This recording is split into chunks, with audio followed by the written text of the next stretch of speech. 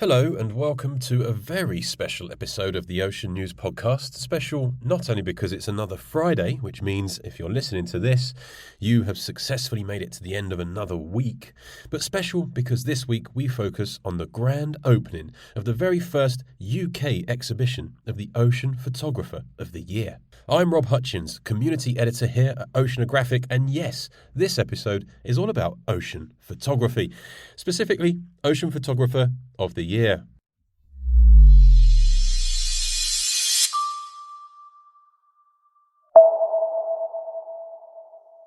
It's a well-established competition and a showcase of the amazing talent of storytellers and ocean photographers from around the world. And this weekend, this Saturday the 28th of March, marks the very first time that the exhibition opens to UK audiences, having made its mark around the world in cities including Sydney, Melbourne and Cape Town.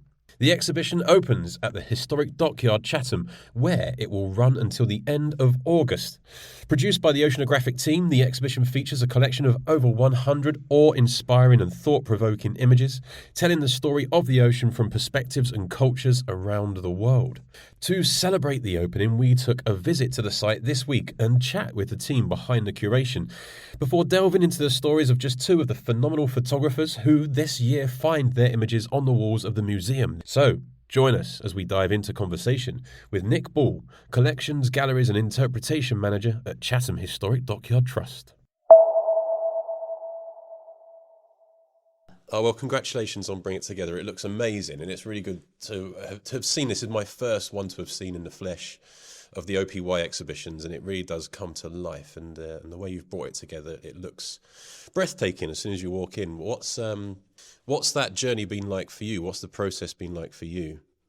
Well, it's well. First of all, thank you and Oceanographic and all the photographers for the amazing photos. Really, it's been it's been incredible. Really, I think there's a certain idea people have maybe from if they're not from kind of diving or oceanographic kind of background. They, when you think of ocean photographer, what was really striking was just the diversity of images. Underwater, above water. Close-ups of really small creatures or huge creatures. And just the different environments as well. But it's been a really good project to work on. We're the first UK venue to show it, so we have had a few tips off the Australians. We worked with them a bit on some previous exhibitions, so we've had a few tips from them about how to display it. And so they're all the images, 116 images, are all backlit. And I think that really brings the exhibition to life. What it does mean though is we can keep the lighting really low in the exhibition, just have the light coming from the images themselves, and that really kind of helps.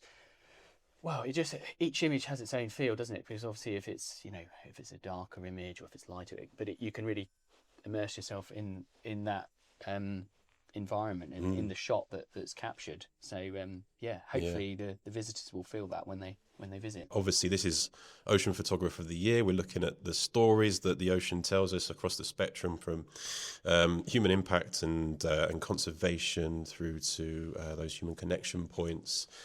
Why does that sit so well within Chatham Dockyard and what the story of Chatham Dockyard is telling? Yeah, well, the Historic Dockyard Chatham, we're telling 400 years of essentially naval and maritime history here, and we've got an 80-acre site. We've got a huge amount of historic buildings, all related to the sea, really, effectively. So, bringing something that is kind of, in a way, our story, because the story is of the sea. It's a slightly different story, but it's the kind of continuation of that maritime history, in that the focus on oceans now is obviously environment, conservation. Previously, the focus, for example, of the work of the dockyard was building ships that could, sail around the world. But it's kind of that jumping off point. We've got the sea as the centre of our kind of history, and this is kind of jumping off for us in a completely new direction, really. But it's so exciting because it's so it's so important now to think about the ocean and ocean health, and I think the way to do that, as people always say, is to show people how, why it's important, and I think give them that feeling that will make them want to care for the ocean. Yeah, no, absolutely that. And I think you've hit the nail on the head. And what you guys encapsulate here at this site is that human connection point. And you said it really nicely, actually, is that we are inherently our history is this connection to the ocean, of seagoers. We're a nation. We're an island nation at the end of the day. So that rediscovering that connection to the sea and our historical heritage with it seems like the route to show people that pathway to re-engaging with it, and then showing people how to take stewardship and guardianship and therefore protection of it. So that's all very positive. I'd like to acknowledge the room that we're in now, because we sat in a very impressive room filled with big glass cabinets themselves displaying large models of ships. The walls are decorated with big ornate historical looking paintings.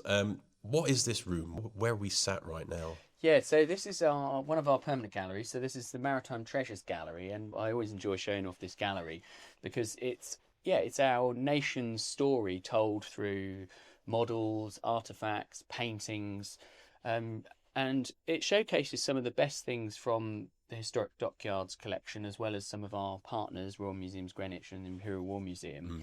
And visitors could, when they visit the Historic Dockyard, they can come and see this gallery and learn about all the different types of ships through the ages, from kind of the earliest sailing ships for the Royal Navy to modern battleships. My favourite part of this of the historical dockyards here is the ropery. Yeah. Is it really half a kilometre long?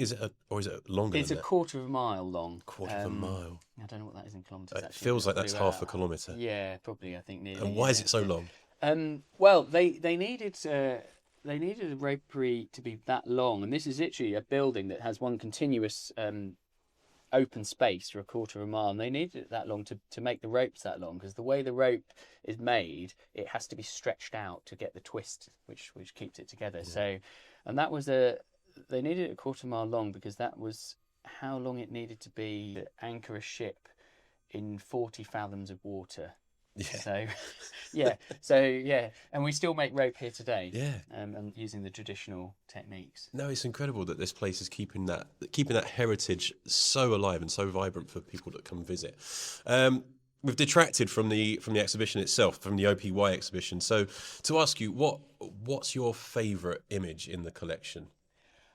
Yes, my favourite image, it's very hard to choose because there's so many incredible images, but my favourite is probably the dwarf minke whale by Marcia Redera.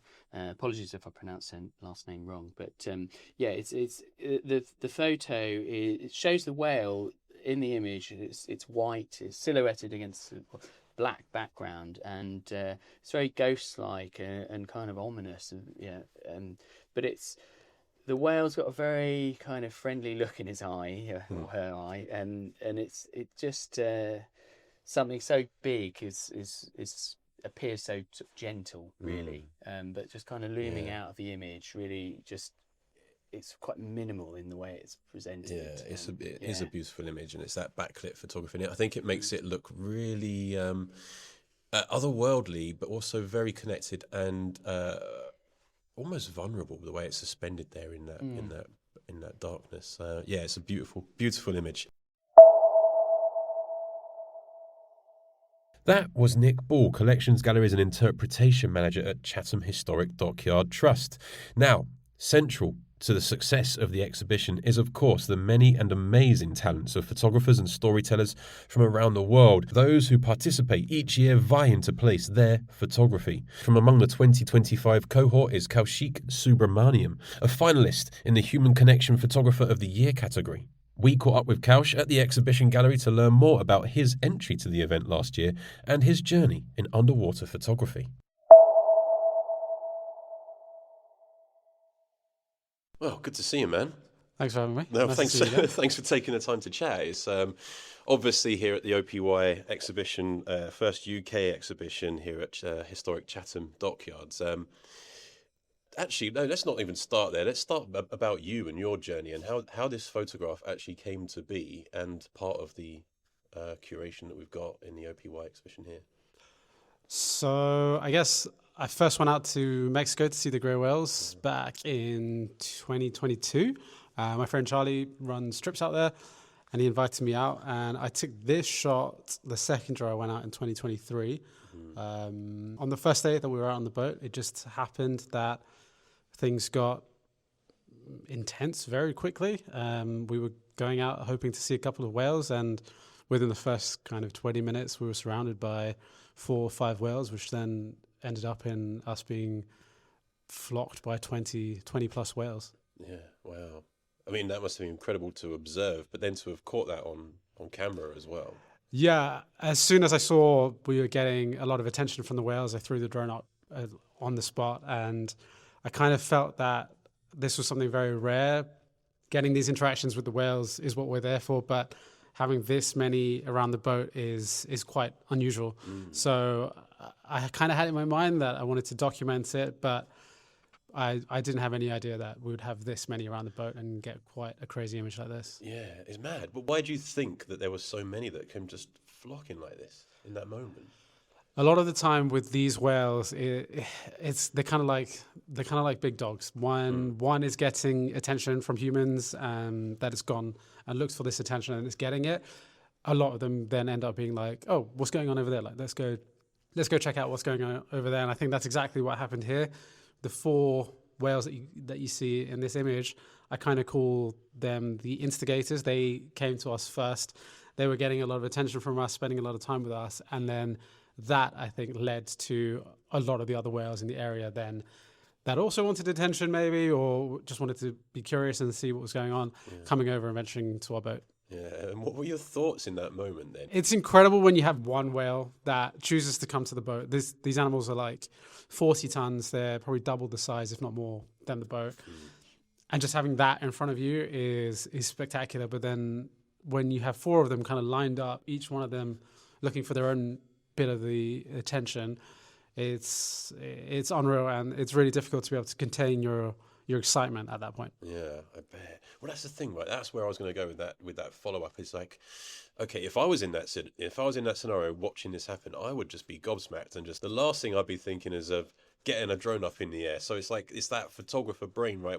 At what point does that kick in? You're like, oh, sugar, I got to get something and capture this. Yeah, it is a difficult one because you want to enjoy it and enjoy the moment, but also you're trying to document it and capture these moments. So as soon as I threw the drone up, I kind of have to be head down looking at the controller and making sure I'm taking the photos properly, or if I'm filming, like I'm keeping the drone stable. But there are definitely moments in this encounter where the drone is veering side to side a little bit because I'm preoccupied looking over, like out of the corner of my eye, because when you've got this unfolding around you, it's really difficult not to enjoy it. I mean, that's the whole point of going. You're trying to enjoy these moments as well. So it is a fine balance of documenting and enjoying it for yourself. But then I guess the enjoyment must be heightened when you go back and you look over your footage or your images and think, firstly, I can now really enjoy that moment for what it was again, but also enjoy yourself, I suppose, because wow, look at what I've actually managed to achieve in that moment as well. Yeah, absolutely. It's like you kind of get like a double win. You enjoyed it in the moment, but you also have it now to enjoy whenever you want as well. And at the time, I'd never seen any footage of this many whales around a boat before, so it was really cool for me to be able to enjoy that. But also using the drone for something like that gives such a different perspective, because when you're on the boat, you see, there's maybe 6 or 7 whales around the boat. But when you see it from the drone, you can see the ones that were just under the surface. And it ends up being there was more than double that. And they were kind of coming and going. And being able to share that with the captains as well, because, again, like us, they see it from a surface level. And showing them there was, at one point, near on 20 whales, it's really special to be able to then share that with them as well. And what's their reactions when they see that? Are they surprised, or are they like, oh, we know this? They've been doing it for 20 plus years, so they've had some incredible moments with whales. But that particular day, the captain, who's been doing it for 24 years, I believe, he'd never had that many whales around a boat before, and to this day, never had as many as well. So that was a very special day for everyone involved. And as far as I know, it's never been seen with that many around one single boat before. Yeah, no, it's incredible. It's astonishing, actually, what that image depicts. But what do you think it tells? What's the story that it tells? To me, I think the story with the grey whales and humans is all about connection.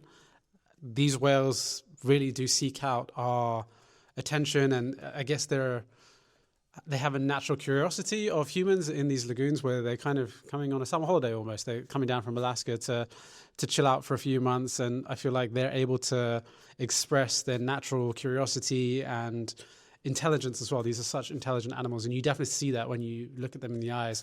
So I really just wanted to invoke a sense of connection, interspecies connection, really. And I think this is something that happens more often than people think and is out there. It's just you kind of have to look for it in order to be able to find it. Yeah.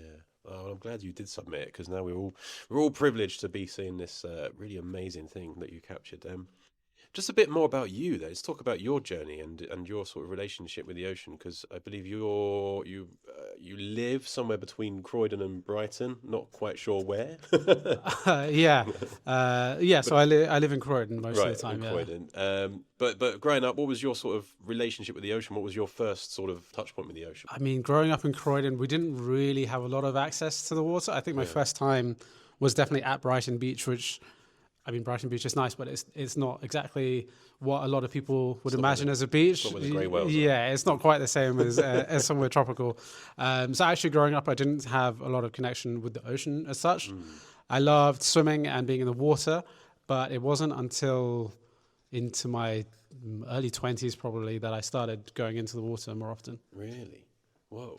But okay, you can't be much older than like mid-20s now, so that's relatively short time frame to have. What was that like from that journey of your first like getting into the water? What was your first experience of like, I don't know, diving, and then how did that evolve into underwater photography, and then into the sort of wildlife photography and cinematography that you're in now? So my first experience of actually diving, I learned to dive in order to go and help some scientists when I was about 17 years old. So I learned to dive and then went out to South Africa to help these scientists for a couple of weeks, kind of just gain experience for myself, but also help provide data to the scientists as well. And that was incredible, being in the water and diving for the first time, even though I didn't have a lot of experience, seeing reefs and like wildlife, these underwater incredible animals for the first time. It was literally like living in a documentary. It was spectacular. But then I didn't get back in the water again after that for almost 10 years, I would say, until I started doing my master's thesis, which is when then I ended up getting back in the water again. Oh, right. Was there an inspiration, or was there like a figure that was the encouraging figure in your life? What unlocked that curiosity or fascination for you? To be honest, I've always been fascinated with wildlife ever since I was young, and it's something that my parents have always encouraged. They've never discouraged me from doing wildlife stuff. It's not something that they're particularly, I would say, passionate about, and a lot of the time, what I do scares them for sure, because they don't know how to swim. So me going in the ocean and diving and free diving definitely did freak them out at the start of what I'm doing now. I think nowadays they're a little bit more relaxed, but I think it's just a natural passion that I've had, and growing up watching Steve Irwin and David Attenborough and all these incredible documentarians and naturalists, it just was something that I naturally wanted to get into and experience for myself. What do you think about the platform or the access point that an exhibition like this allows to younger people coming through who aren't necessarily aware of how they can engage with the environment or nature or the ocean space? What does this do to sort of ignite that curiosity or provide that connection point? I think it's an incredible way of especially for youngsters getting igniting a passion in them, because I think for people growing up in the UK, it's often thought of as like we don't really have that much wildlife, or like a lot of people when I go abroad ask me, "Oh, do you like really do much diving in the UK? Is there any diving or any underwater wildlife in the UK?" And the truth is there is. Like, I am definitely guilty of not enjoying it as much as possibly I should, but I have enjoyed it a little bit, and there is definitely more here than what maybe meets the eye or what the kind of mainstream media portrays that there is. So having something here at a place that is so close to the water as well, where kids if they wanted to, could have access to get into the water, I think is really good, because it really can give them that passion that maybe they didn't know they had to go and explore not just the UK waters, but potentially abroad as well, and see all the incredible marine life that is out there, and ultimately want to protect it as well. Yeah, oh, totally. I keep getting distracted by the amazing jewellery that you're rocking. Can you tell me the story about the ring again? Blinged out here, yeah. It's a tiger shark tooth that I collected while I was in the Maldives, and got made into a ring as well. So it doesn't come out always, but for ocean-related events, I feel like it's for when a the must. BBC are here, for when ITV, and then maybe an oceanographic as well. Yeah, just got to ocean bling out a little bit. Well, I'm very jealous. I need to up my game, I think, in the ocean bling. Yeah, I'll go find some more tiger tigers. Well, look, take me out to the Maldives when you go out there, and I'm sure I'll collect we'll collect some in person. Yeah. Finally, what gives you hope? Ooh, there's a lot that gives me hope. I think coming back to my image here of the grey whales, for example, this is a species that was on the edge of extinction, but has now come back from that. And I think every day we're talking about and we're hearing about species that are on the edge of extinction, but there are so many that have also recovered as well from the impact of humans as a result of protection. So I think seeing that and seeing the good that humans can do for the environment, that gives me hope. Yeah. Oh, great answer. And look, thanks so much, man. Thanks for sharing your time and your energy with us, and for chatting with me, and for being here, and for having your photography in the exhibition. It's so cool to see. So no worries. Thank you for having me. It's really cool to be here. Nice. So that was Kaushik Subramaniam. Now, Kaush was not the only photographer walking the halls of the exhibition this week. We also took the chance to speak with finalist Jenny Stock, a wildlife photographer and filmmaker who believes exhibitions like these are critical to breaking down the barriers of access to wider audiences when it comes to matters of ocean health. Oh, thank you so much for taking the time to have a chat. And thank you very much for talking to me. I'd love to understand your journey, actually, and sort of the pathway that you've come along to be here and on the wall here at the OPY exhibition, the first exhibition in the UK. So yeah, should we start there? What was your first sort of relationship or touch point with the ocean? I think my whole journey began with the ocean. It would be, I did my first try dive in Egypt when I was about 12 or 13 and really loved it. But I've also always been obsessed with camera work. So from a very young age, I was picking up a camera and playing with it. And I then took a degree affiliated with the BBC, went straight into the BBC and was operating a camera every day for work. I was making documentaries, filming for a variety of different entertainment programs as well. But it was the main thing that I was doing. So I would go off with my camera and I'd film weird things that were happening, like whether it be with the police or with the ambulance or, with wildlife. So I'd been working for about 10 years doing documentaries, and I wanted to do something different, and I wanted to take my camera underwater. But in documentary making, often because I was working for big companies like the BBC or ITV or whoever, I'd film stuff and then I'd hand it over to them, and then they would create what they wanted out of it. And I found that I wanted to tell my own stories, and I wanted to do it in a different way. I wanted to tell my story in single images, and it suddenly gave me a huge amount of control about what I was presenting to my audiences. And it was so lovely to have that kind of, it's being able to sort of show what you want to show and deliver to your audiences the messages that you want to deliver. Yeah. And so I then started taking my camera down and just doing stills. And then it's built from there, and I won. Actually, I was in Wildlife Photographer of the Year in the People's Choice category in 2014, and as soon as I'd entered a competition and I'd come somewhere, it gave me a massive taste for it. Yeah. And I just then went on to enter lots and lots of competitions, and it was like a thrilling sort of cyclical thing of that you take a load of images and then you pick your favourites and then you say, does anybody like my image? And then someone will go, oh, I like it. And then you're like, cool, thank you. And then off the back of that, I would go to different locations because often the prizes sent you somewhere where you wouldn't necessarily think of diving. And so I did a lot of that, and then coupled with places that I absolutely wanted to go for myself. Like last year, I was in Canada, and I've not done much cold water diving, but I'm very lucky. I'm sponsored by Aqualung, and they gave me a dry suit, and so I was like, yes, I can finally do this, because there are some barriers in diving. It's quite an expensive hobby, but showing that you're really passionate about something gives people the confidence to push you forward, and I think that that's a wonderful relationship if you can develop that with people.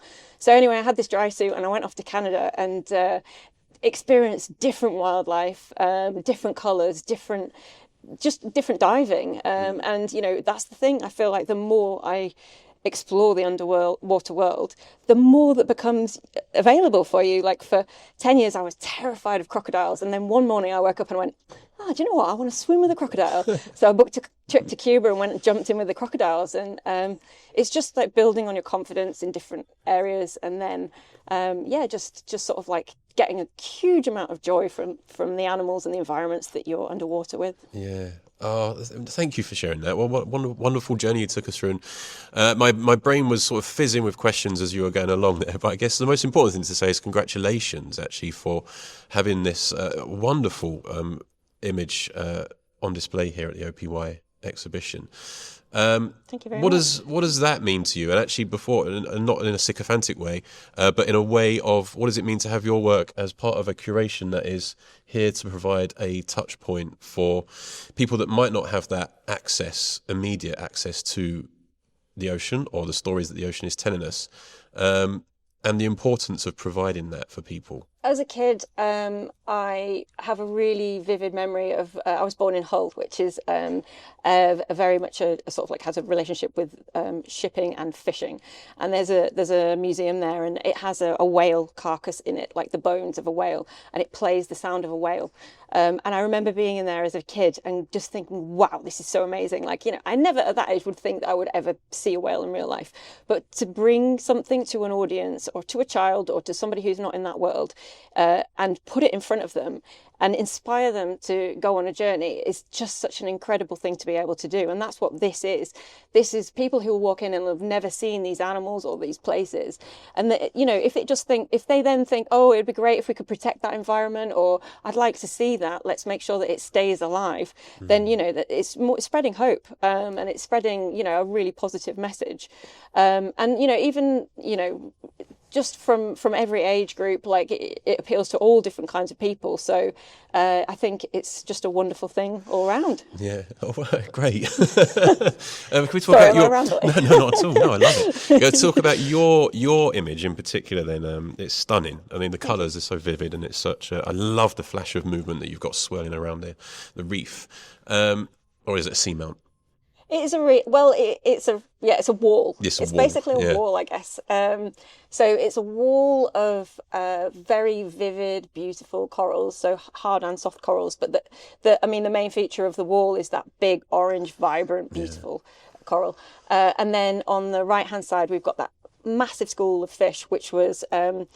it was travelling so fast, the school together, and as it powered past me, there was a huge whoosh, and I could actually feel like the power that when they passed, because they were all moving the water at the same time, and you wouldn't think just such a small fish would have an impact, but it really did, and the sound of it was incredible as well. Yeah. And the reason they were travelling so fast was because they were being chased by jacks, right. And so like they had motivation. Yeah. But it was such a magical experience, and not one that happens very often. I think I've only ever experienced that once in all my many years of diving, so and it was a real moment of like when you've taken the picture and you look at the back of the camera like, oh yes, that's wonderful. So it's a real case of, with an image like that, of getting your lighting right, because actually those fish are very, very reflective, so you have to make sure that you turn your strobes down, perhaps just on the side where the fish are. So I turned my right hand side strobe down for that image. Actually that's a lie, because the image is flipped, but it was on the other side. You get the idea. So basically, if you come across a very reflective fish, you need to be aware of that. So it's concentrating on the technical stuff of your camera, as well as what's happening around you, the animals that are around, and keeping safe as well. Well, that's a lot to think about in that moment of, and you've got like a very small window to capture what you're seeing and capture the magic of what you're experiencing. So there's a lot to think about there. So what are you experiencing in that moment? Are you enjoying the moment? Is there too much going on in your head to thoroughly enjoy it? Is it only when you have that chance to reflect and look back on what you've actually managed to capture that you're like, that was pretty good what I did there? It's so funny you say that, because I actually think that I enjoy the moment much more when I'm looking back at the image, because I'm so concentrated on what I'm doing. It's very rare that I put a camera down and go, oh, I'll just enjoy this moment. And it happened to me. I was in Ambon diving recently, and I was taking pictures of a pom-pom crab, and the pom-pom crab crawled out of its shell and then plucked the pom-poms, which are anemones, from its cold dead carcass, as it were. And I was just like, what on earth is going on here? And I put the camera down, and I was like, what am I doing? Yeah. And it happens very rarely. And so, you know, I think most of the time when I'm looking back at the images that I've taken is when I get the most joy, because I'm like, oh, that was wonderful, that was amazing. And don't get me wrong, I really love being there in the moment as well, but I am concentrating very hard on trying to create an image. So it's kind of like there's often that drive takes somewhat away from the magical. Yeah. So do you ever go in the water and think, no, today I'm not taking the camera. Today Never. is just for me? Never. I haven't dived without a camera for probably 20 years, and Really? I won't. And the reason is, even if, you know, I always take a GoPro or a Insta360 with me when I'm diving, so that I can take something in if I have a problem with my housing on my camera. So I'm always got something. And I have to say, I have to be really honest, I'm actually quite scared of it under there. It's really scary down there, like sometimes. Like, I'm not saying all the time, but like sometimes if there's no animals to interact with and there's nobody there, I'm like, why am I here? So but having a camera in hand, I don't feel like that. I feel like I've got to capture a I moment. was going to say, is it your armour in those moments? Absolutely. Yeah. I've got something to concentrate on. Yeah. And I've got I've got a mission. Whereas, you know, like it isn't for everyone, diving, you know, like you have to be I think, you know, you have to be of a certain mindset to get underwater and go in those environments, like swim with crocodiles, swim with sharks. You know, they 100%. I trust an animal over a human any day of the week. But at the same time, like, you know, it's not for the faint-hearted. I'd say. No, but very rightly said. I don't think it is quite for everyone, but I do think, and I do strongly believe, that the ocean as an environment can be for everyone. It's just about breaking down those barriers of access and giving people those connection points. So with that in mind, what is the biggest barrier, I guess, right now? I think you're absolutely right that there is connection points for everybody. So you might not want to dive down to 40 meters. You might not want to, you know, do crazy tech stuff. And you might not even, you know, want to get in the water. But but it brings joy, peace, and calm to everyone, I feel like. So I think that there probably is a disconnect. You know, we're all sucked into our phones and on computers, and we're not all, you know, out there enjoying wildlife in the way that we possibly can. And I think that, I mean, that's why today's perfect, is because it reminds people who, you know, have made the effort to go out and see something, that all these things are on there. You know, you could go and see them if you wanted. So you know, it's a good motivator, I guess, to go and see things and do things. I hope that this is an inspiring place for people to come to. It totally is. I feel like being immersed in it and being surrounded by these amazing images, you do feel like a deep sort of, it is a sense of inspiration, and I guess also that sense of hope as well. Thanks so much for sharing your story and your insight. I really appreciate you spending the time and chatting. So, there you have it. 3 different voices and 3 interesting perspectives on what make up just a snapshot of the stories that are here to discover at the Ocean Photographer of the Year 2025 exhibition, live at the Historic Dockyards Chatham this summer. So if you're in the UK and looking for something to take inspiration from this Easter, head on over and immerse yourself in some ocean storytelling. I have been Rob Hutchins. This has been the Ocean News Podcast Friday special, and thank you for listening.